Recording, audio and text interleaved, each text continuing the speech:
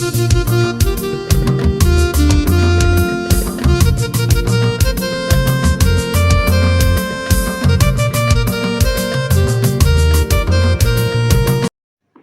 nom du Père et du Fils et du Saint-Esprit. Amen. Troisième élévation de Marie, la montée au ciel, l'Assomption. L'Assomption de la Très Sainte Vierge Marie est une solennité liturgique fêtée le 15 août. Il commémore le terme de la vie terrestre de Marie, Mère de Dieu. C'est avec son corps et son âme qu'elle est élevée au ciel, c'est-à-dire est entrée directement dans la gloire de Dieu. Cette croyance prend le nom de dormition dans l'Église orthodoxe et a été définie comme un dogme par l'Église catholique. Demander la grâce du désir du ciel en osant aspirer aux réalités d'en haut, donc accompagné d'un esprit de sacrifice, d'où la constance, la persévérance et la cohérence. Nous pouvons y arriver, non, en voulant atteindre la perfection, ce qui est impossible, car Dieu seul est parfait. Nous nous proposons tout simplement de nous laisser porter par Marie, comme un enfant dans les bras de sa mère. Imiter Marie, temple vivant de la gloire de Dieu, devenir à notre tour temple vivant de la gloire dont Jésus nous a obtenu par l'eau et le sang, qui nous ont lavés de toute souillure, grâce après grâce, de gloire en gloire.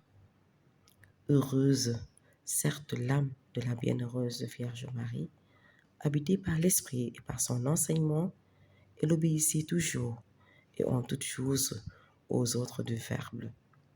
Elle n'était pas guidée par son sentiment personnel, par sa propre décision, mais ce que la sagesse suggérait intérieurement à sa foi, elle l'accomplissait extérieurement par son corps. Il convenait bien à la divine sagesse qui bâtissait pour y habiter la demeure de l'Église.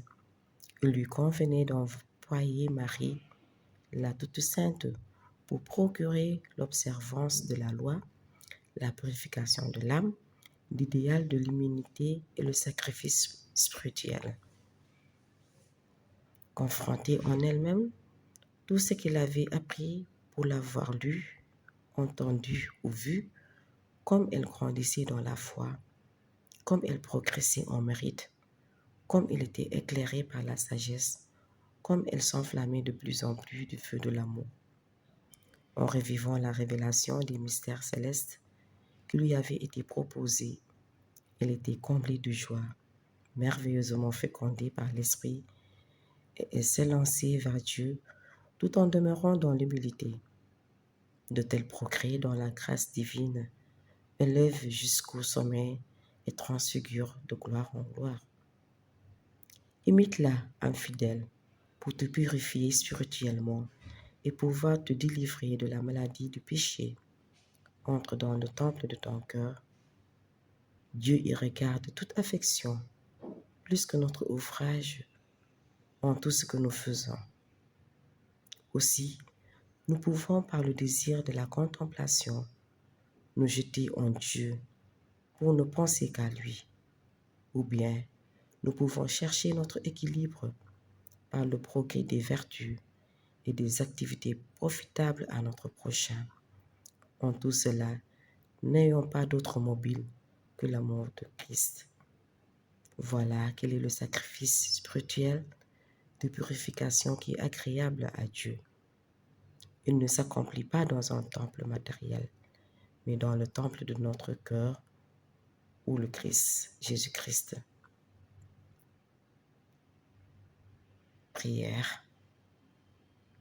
Esprit qui aimait les hommes, donne-nous de chercher toujours à garder l'unité de l'esprit dans le lieu de la paix, comme nous savons que les apôtres le firent, en s'assemblant tous dans un même lieu et en demandant unanimement dans la prière de devenir dignes de votre société.